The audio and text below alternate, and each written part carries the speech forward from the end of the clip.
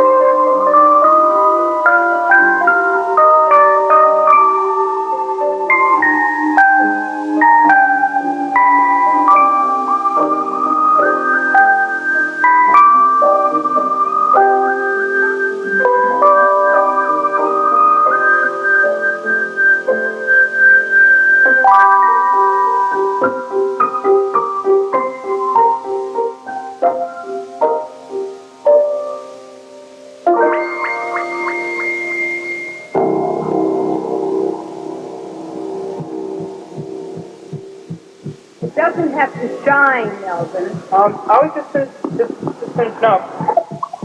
I really hate that job. Oh, I think you look like you love it. Are you going to take all day with that? What are you using those bags for? I need the room. You should have finished that half an hour ago.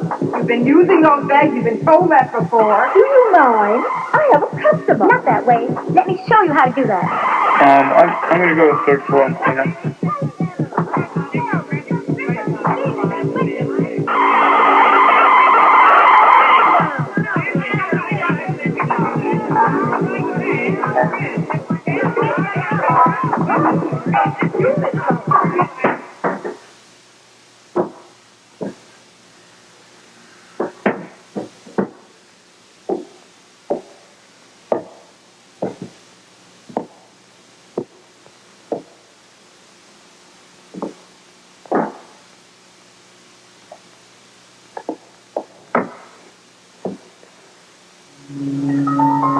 Hey, boy, you there.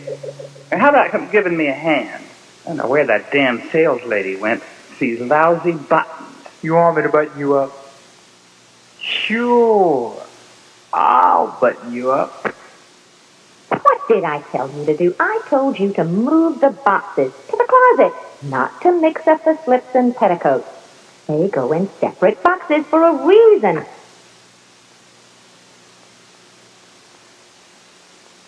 But I said get a bag for a wedding gown, a new white bag.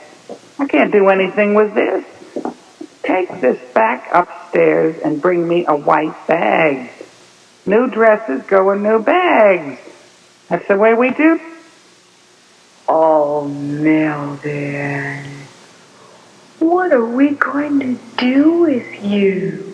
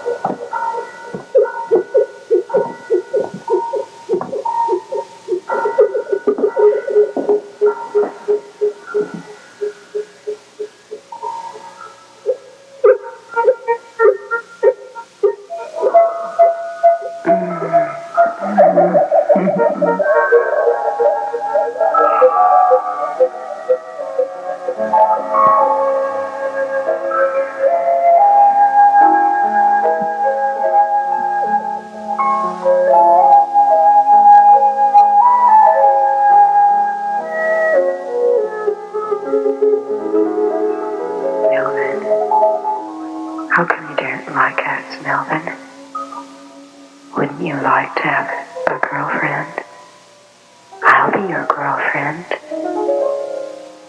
Wouldn't you like that, Melvin? Melvin.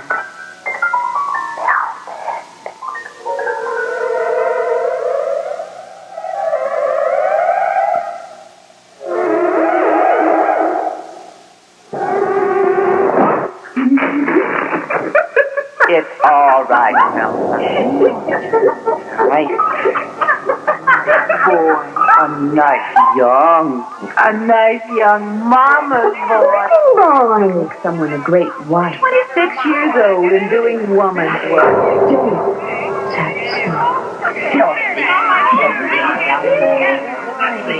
Melvin, I know you were big wife shouldn't play with dolls.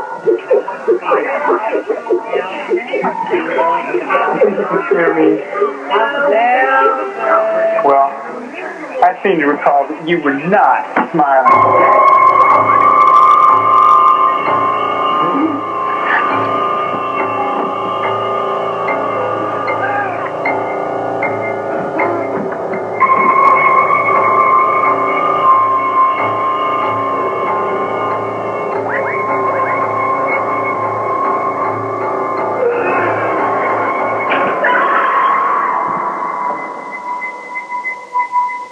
Telephone if you got one. Oh, I don't know. Good morning. Oh, thank heaven. No, I called his mother and she said he hadn't come home last night. Did he see me? right in there still. You know how Melvin is.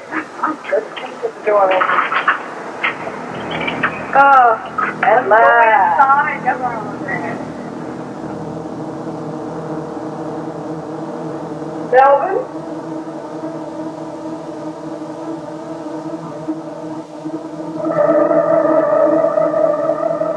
Melvin? Melvin?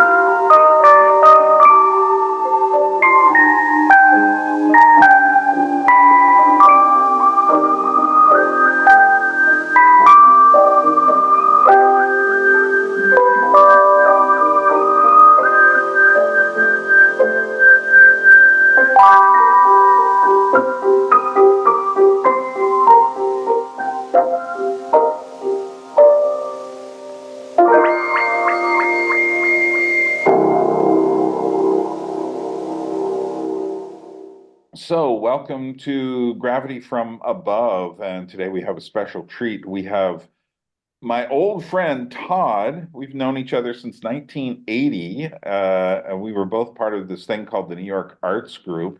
And Todd, when I first got there, Todd had this short film he wanted to see. He found out I was interested in horror films and stuff like that, and people said, "You should watch Todd's film." And I said, "Okay." Now, what I'm having trouble remembering is how I watched it. I don't think I saw a videotape of it.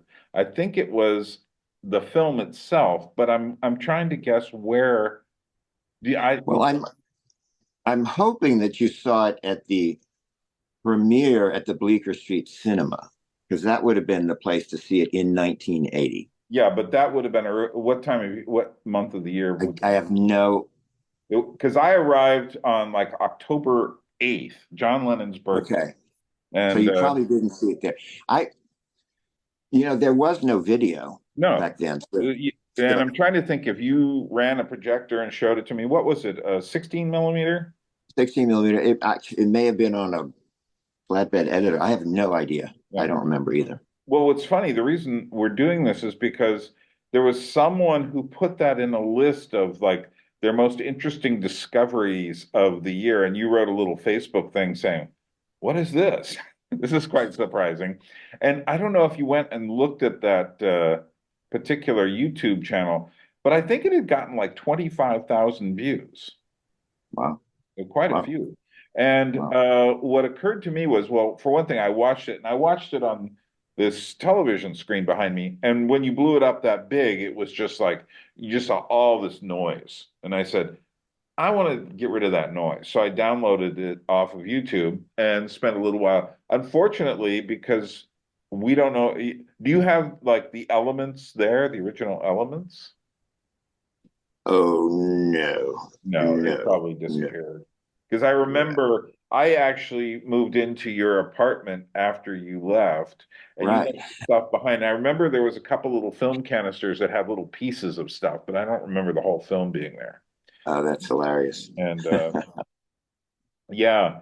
So anyway, explain. Now, was this a film that was made for a class, or was it what was the conditions under which it was made?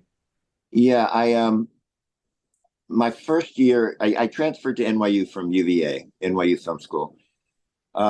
In my junior year, it might have been a freshman year for other people, but it was my junior year. I took a class called Sight and Sound, which was kind of famous because people like Oliver Stone and Martin Scorsese had studied with my teacher, my professor, Haig Manoogian, Hmm. and the film Raging Bull later on, which I happened to work on, was dedicated to Haig Manoogian. Hmm. But anyway, so at the end of the year, we were supposed to have made 5 films. I only made 4. So I had an incomplete. I came home to Charleston, South Carolina. I worked, my summer job was working at a bridal shop, Aha. Rosalie Myers. And upstairs was this room full of mannequins in bridal gowns. And Right. I knew the father-in-law of the owner because his wife also had a shop that my mother worked at, a dress shop. So I Hmm. said, hey, can I borrow some mannequins? So he said, yeah. So I took 7 mannequins and put them up in this kind of abandoned upper floor Right, of right. the guest house of our home, collapsing kind of ceilings kind of thing, and created a little set and then shot some scenes at the dress shop, got some different actors together, and then and had no and had and pulled friends together. And Right. this was funny. I had during my college summers, I was working as the art director at a leading TV station in Charleston, and so I asked the news director back in then. This was 1977. Back in those days, they shot the TV news on film. Right. They had a special film camera, film stock made for kind of immediately cut it together and you throw it on camera, and so he lent me a 16 millimeter camera. I accidentally picked up the brand new camera he just bought, and so I got a panicked call that weekend, like, "You have our CP16. Please be careful." So I just shot it with friends. Um, had 2 lights and just set up cardboard and poked holes in it for lighting, that kind of thing, Hmm. Hmm. and had no script, just had index cards with scary kind of shots. Right, right. And so I figured I had this theory that people who are really intense play well on camera. Hmm. So I got a friend from high school who was really intense, and I define intense as you're kind of not comfortable in your own skin, Right, right. you know. And but when you're intense, you can be doing nothing, and a camera's looking at you, and like the wheels are spinning, whirling, Hmm. 100 miles an hour, So it's just interesting. So it was a good choice, and he did a fabulous job. A guy named Park Doherty. Yeah, yeah. Um, It still holds up. right, right. He's a stockbroker. He's been a stockbroker. So uh, so that's that's the genesis of the. But it took me 3 years to edit the film, believe it or Right, not. right. 9-minute film. Which you did back in New York, I take it.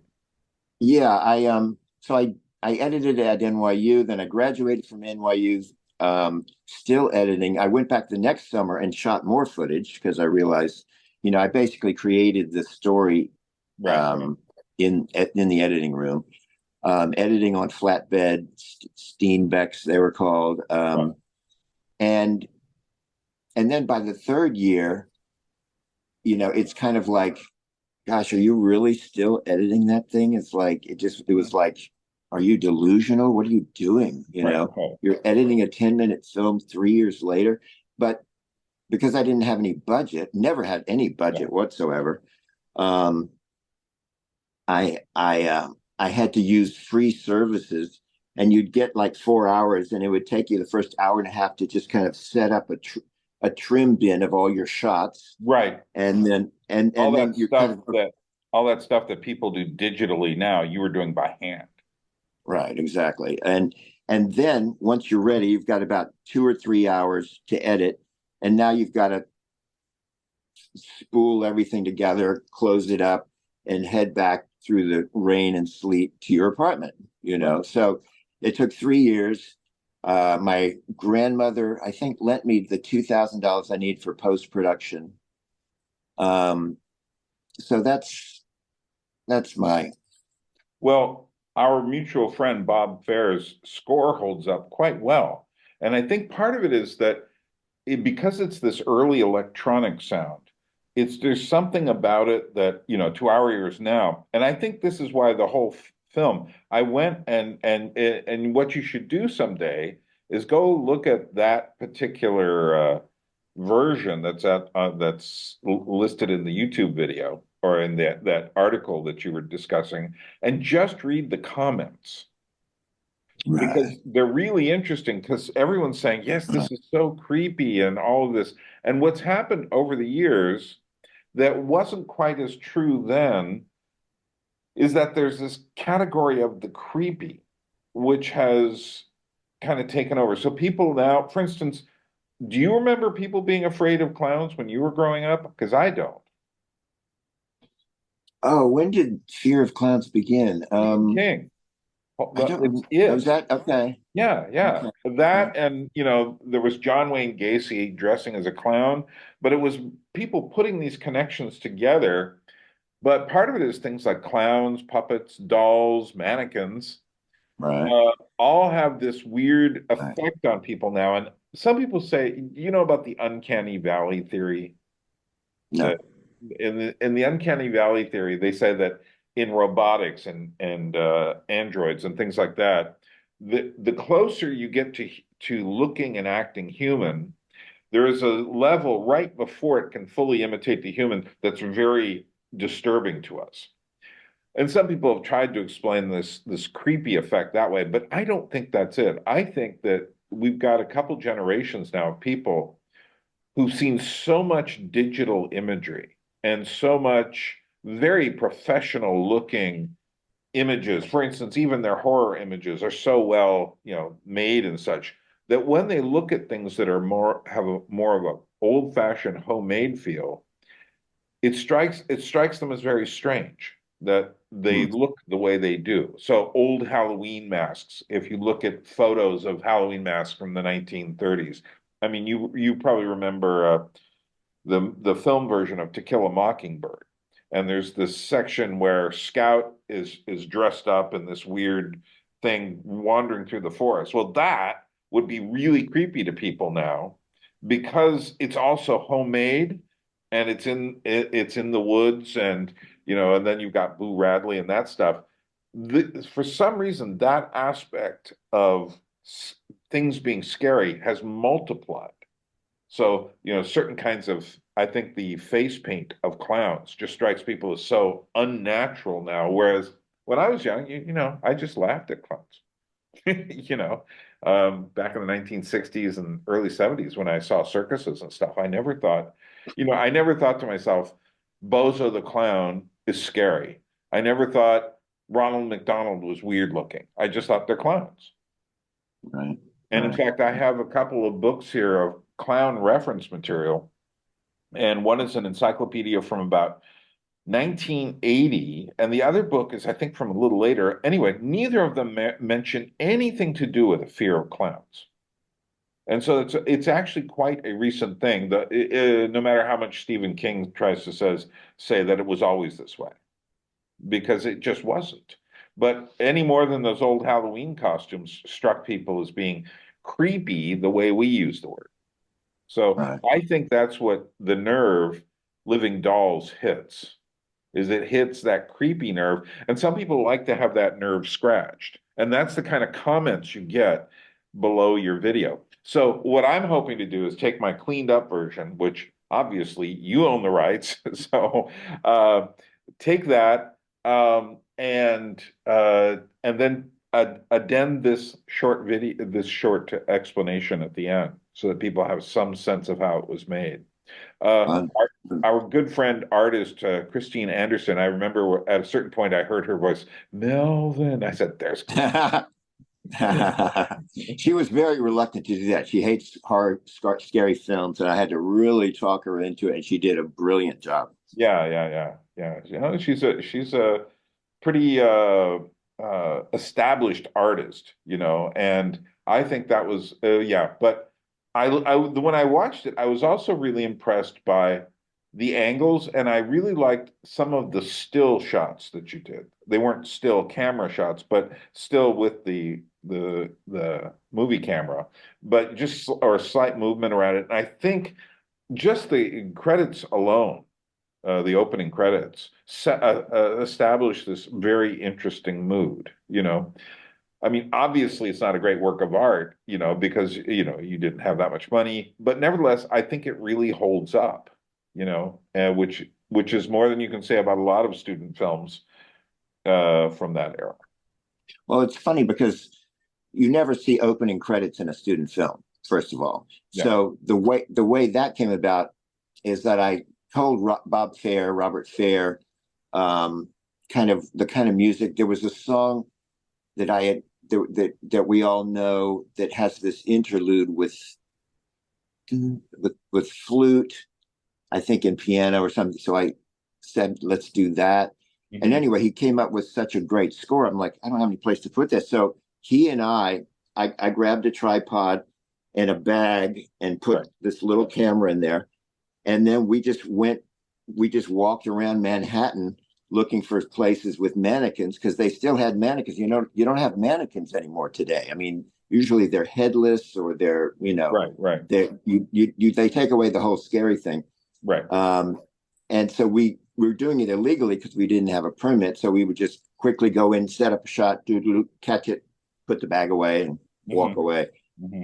So it made for a fantastic opening. Yeah, well, I also felt because I know you're from Charleston, South Carolina, just those outside shots there, this establishing shots of the place. So it's just like that felt very Charlestonian to me.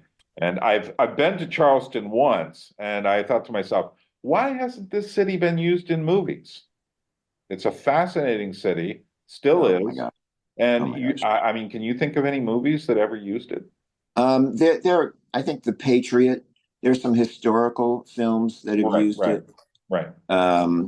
But I hope to be the second feature that I want to make is set there, and but I want to do a lower budget thing first. Yeah. But no, it's a fascinating town. Lots of history, lots of stuff, and I think it would probably be a good place for some sort of detective story or something. That's just my thing. But it could go gothic. It could go all sorts of different directions. It's a fascinating area. And I was really glad. And you'd always told me about it. And once I got there and I was visiting a friend who lived in the area, I was saying, like, wow, this is quite the interesting place here. And it's one of the places in America where you really feel a lot of history. So yeah, oh, absolutely. No, I mean, Charleston, I could go on and on about it. It's been Travel and Leisure magazine has voted it the #1 travel destination in America at least 7 years in a row. Right. One year it was the travel destination of the world over Paris and everything else. So it's an amazing place. I have some stories about the film. I don't know how much time we have. Well, keep talking. We're doing good. All right, you can edit. So I won't give away the ending. Although, without giving away the ending, Right. of course, this is the kind of film that invites a little psychological. Yes, What indeed was it going does. on in your head during that time? Indeed it does. Okay, well let me address that. My roommate, you may remember Jay Prignano, of course you Oh, do. yes. Um, he would often, when I was making it, say, I think there's a psychological element you should look at in this. And I'm like, no, it's just a movie. I had Mannequins, so I had to come up with this story of, a story and just, and women. And then a few years later, I went into therapy and realized, oh my gosh, I made a portrait of my fear of women at the time, which came from, I had a wonderful character of a mother who was alcoholic, and so I experienced some Jekyll and Hyde moments, which are truly scary and horrific. So there was this kind of feeling that came out of like, you better not go against women. You better give them what they want, right, or things could end badly. So that was the fear that kind of, plus, just kind of little Freudian stuff. There is a kind of dominant woman that I've met who's specifically a Southern character from the South in America. No, so if anyone's watching this, they don't think it's South America, but from the South, the part that fought against the North in the Civil War. But there is a dominant female character type down there that has, I mean, you just don't go against them. It's just there. I met a few of them in California, people who, women who had moved from the South there, but kind of the dragon lady archetype in a sense, that woman who's, as she ages, she just is in control, but in a kind of ferocious sort of way. Right. But at the same time is always like, bless your heart. She maintains the veneer out in public. Right. There was one shot in the film that took 32 takes. Do you want to guess what shot? No. Hold on. Well, not the shall we say, the eyeball scene. Well, there are two. Yes. The outdoor eyeball scene or the indoor one upstairs. The one without. I'm trying to say it without giving him away. Yeah. The first shot where you're looking at a realistic eyeball. Okay, I know what you're talking about. It's among the upstairs in the mannequin room. There is one place where you suddenly go like, wait a minute. And Yeah. And what was interesting about that was what I learned about filmmaking was that I kept trying it. It just didn't have impact until I used his hand to frame the eye. And it's just a simple idea, but it took me 32 takes to figure out, oh, that did it. Right. Yeah. I think if I were going to remake such a subject, I would probably, if I were you, but you weren't thinking this way at the time, have used more of a kind of a hard white makeup on the actual. You have a couple of women in there who are actors, just to make it, because it does. You suddenly go, oh, that's a woman at a certain point. But that doesn't matter really, because I mean, it is. Well, I did that partly because it was like, I was thinking they became, they go through a transformation, so they actually become a woman. Yeah. So. But you know, but no, that's an interesting point. That's really interesting. Considering it's 10 minutes long, you packed an awful lot of stuff into that 10 minutes. And Well, let me tell you that the first time I finished it, it didn't win any awards at the right.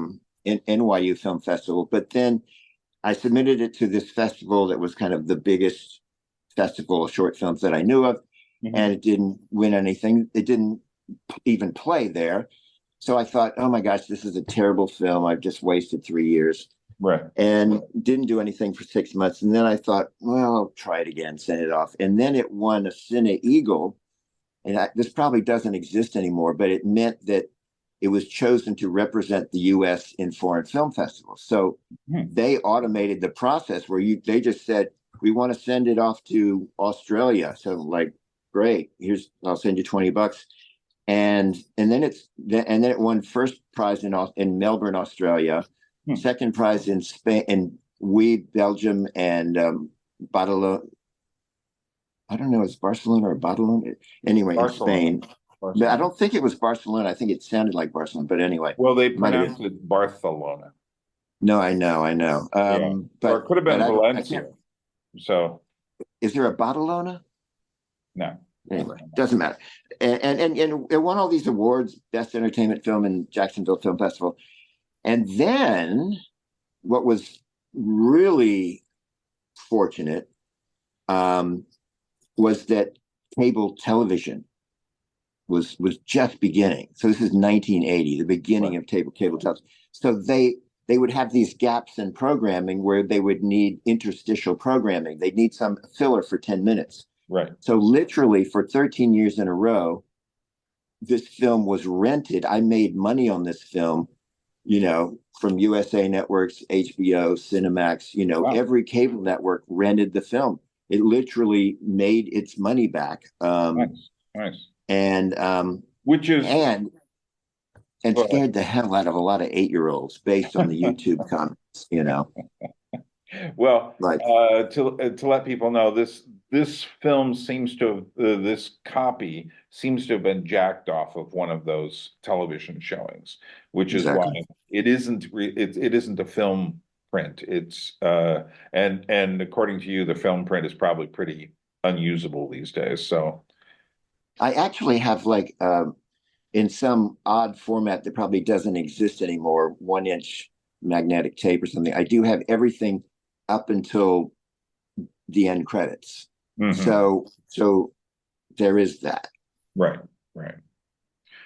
Okay. Well, that should do it for the interview. There's just one more question I want to ask. What did you feel when someone, kind of out of the blue said, was this really interesting film I discovered this year? What was your feeling about that?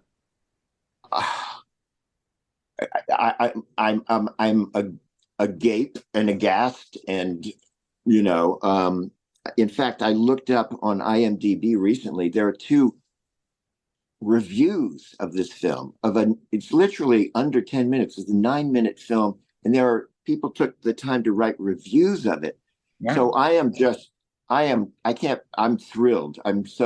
It's so thrilling, and I do have a feature version of this that is in development. Oh, nice. Though I'm not getting paid for that. Right. It's on spec. Yes. Yes. So yeah, well, very good. So we'll call the interview good there, and okay, we can just talk normally now. So okay. Great. So yeah, well, like I said, I'm going to take the version that I have. I've cleaned it up a bit. It's not easy to clean it up that much because it's an old video copy, and right. But attached with that, and then director's discussion at the end, I think it'll get a few more views. And no, that's so cool. My Gravity from Above channel, it's more of a document channel than it is. I don't interact with people all that much over there, although there's a couple thousand subscribers, but they're not the kind of it's not the kind of thing where people get in touch with me all the time. Unlike my Anadromist channel, where I have 2,400 people And so far, I've raised $7,000 in the last 3 weeks off of them alone. Man, Nobody, that's amazing. only one person from the outside world has actually contributed. That was a $25 from someone in Alaska. But then again, I haven't been going out of my way to get people Right. from the outside world yet. And I think what Right. I'll do is wait until the new year. And I am doing something. Actually, this could be an interesting thing to do. On New Year's Eve, during I am going on from about what should we say? From 10 o'clock until midnight my time, live here.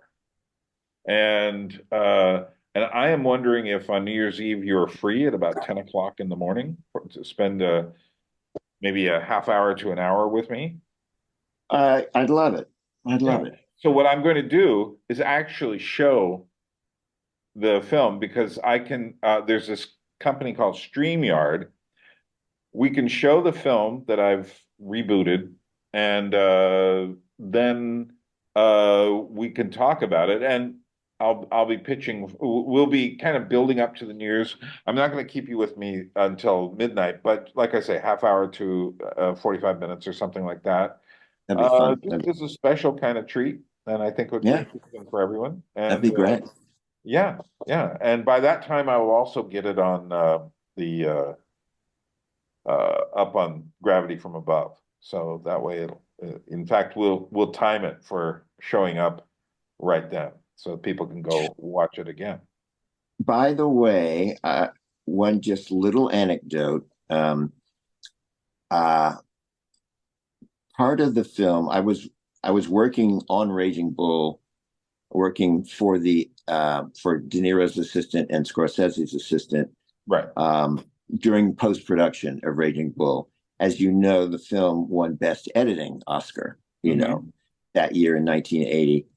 And part of Living Dolls was cut on the same chem machine that Raging Bull was cut on. Nice. They let me sneak in on the weekend. Yeah, exactly. Yeah, nice. Yeah. That's a nice little tidbit to share. So, okay, Todd. Well, it is getting late here, and I should probably get to bed. But I'm glad I've done this, and from here. Good morning. Good morning. Good night. Afternoon. Take care. Bye-bye. Popelem wam skalim hlavi, bude konec vaší slávy.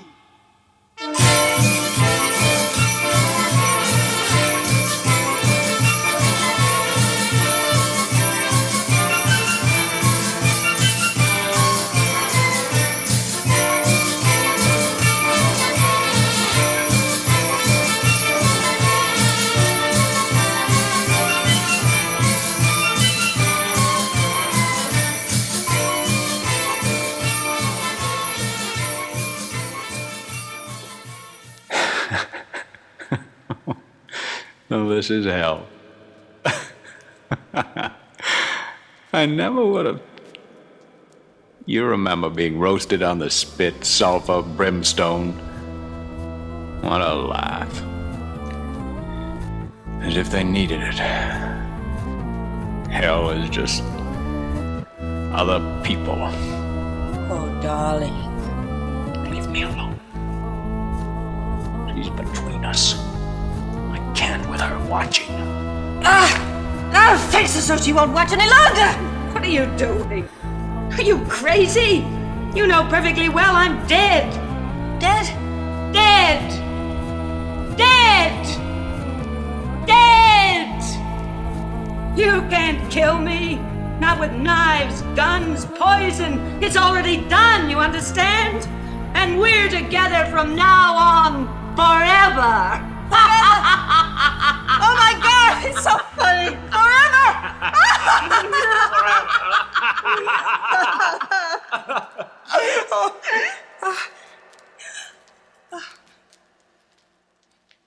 Do you have a mirror? A little mirror? Anything?